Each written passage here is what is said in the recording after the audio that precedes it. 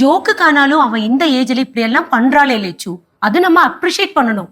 അതിപ്പോ നമ്മ എന്താ കുഞ്ഞ ഏജില് നമ്മൾ ഒരുപാട് വലിയ വലിയ കാര്യങ്ങളൊക്കെ ചെയ്തിട്ടുണ്ട്. പിന്നെ ഒരുപാട് കാര്യങ്ങൾ ചെയ്തിട്ടുണ്ട്. നാക്കിന് മാത്രം ഇത്രയും നീളം ഉണ്ടായിരുന്നു.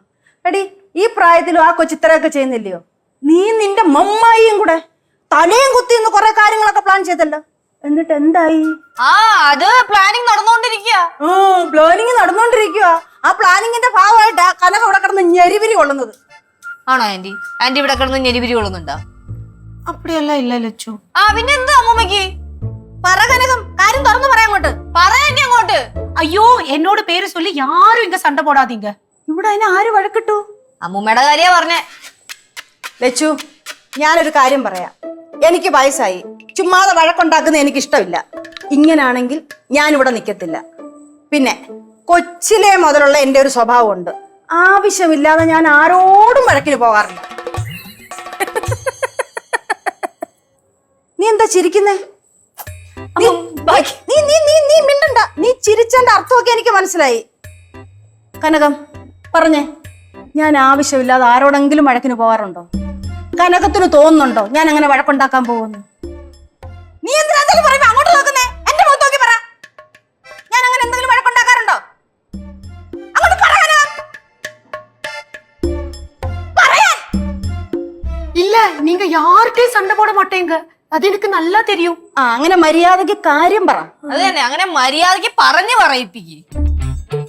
നിനക്കേ വെച്ചിട്ടുണ്ടടി. ഞാൻ എടുത്തോളാം.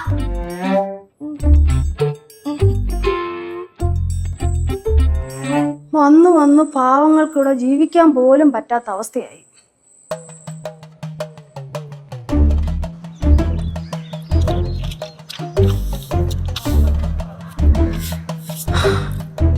ഓക്കെ അല്ലേ പാറു? ഓക്കെ. പാറമടയിലെ പാറുവിന്റെ മിഠായി കടയിലേക്ക് സ്വാഗതം. മിണ്ടു ചേട്ടാ, ഫോൺ നമ്പറും കൂടി വെക്കണോ? എന്തിന്? അതാണെങ്കി കട തുറന്നോ ഇല്ലെന്ന് വിളിച്ചു വെച്ചിട്ട് വരാലോ. അത് വേണ്ട ചേച്ചു. എന്താ? കൊടുക്കുവാണെങ്കിൽ ലച്ചു ചേച്ചിയുടെ നമ്പരേ കൊടുക്കാൻ പറ്റും. ആരെങ്കിലും വിളിച്ചു കഴിഞ്ഞാൽ കട തുറന്നിട്ടില്ലെന്നങ്ങ് പറയും. അയ്യോ ഒന്നും വേണ്ട. അതാ പറഞ്ഞു വേണ്ടെന്ന്. എന്നാ പിന്നെ നമുക്ക് അടുത്ത പോസ്റ്റർ ഒട്ടിക്കാൻ പോയാലോ? ഇവിടെ ഒട്ടിച്ചാലോ? വേണ്ട, നമുക്ക് കുറച്ചും കൂടെ അവിടെ പോയി ഒട്ടിക്കാം. ഇവിടെയാ? വേണ്ട, കുറച്ചും കൂടെ അങ്ങോട്ട്. ഇവിടെ കാണുന്നില്ലല്ലോ. എവിടെ പോയി? அம்மா, அவ போஸ்ட் ஒட்டிக்க போயிருப்பா. അല്ല അതെനിക്കറിയാമല്ലോ. അല്ല എന്നിട്ട് കാണുന്നില്ല. പോയിട്ട് വരാൻ സമയം കഴിഞ്ഞല്ലോ. ഇവരെ കണ്ടില്ലല്ലോ. ரொம்ப தூரம் எல்லாம் போயிருப்பாளோ? ഏയ് അങ്ങനെ ദൂരത്തൊന്നും പോകത്തില്ല. അങ്ങനെ പോവാന്നെങ്കിൽ പറഞ്ഞിട്ടല്ലേ പോകത്തുള്ളൂ. பின்னொரு சமாதானம், அவங்க குழந்தைங்க எல்லாம் இருக்காங்கல்ல, அதனால பிரச்சனை இல்ல. അതെ.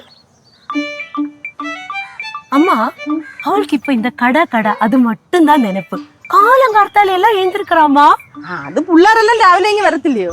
ഈ കടയുടെ മുമ്പിലല്ലയോ കളിയും ചിരിയും തമാശയും തകർപ്പും എല്ലാം. இப்படியான அவ ரொம்ப ஃபேமஸ் ஆவா. ഇവിടെ എല്ലാരും ഫേമസ് അല്ലയോ? കേശു ആണെങ്കിൽ കേശുവിനെ ഇവിടെ അറിയാത്തതായിട്ട് ഒരു കുഞ്ഞുങ്ങൾ പോലും ഇല്ല. அது நீங்க சொன்னது கரெக்ட் தான். பாரு செல்லம் தான். பாருங்க வர.